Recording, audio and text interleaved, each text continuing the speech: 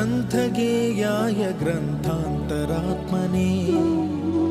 गीतलीनाय गीताश्रयाय गीतवाद्यपटवे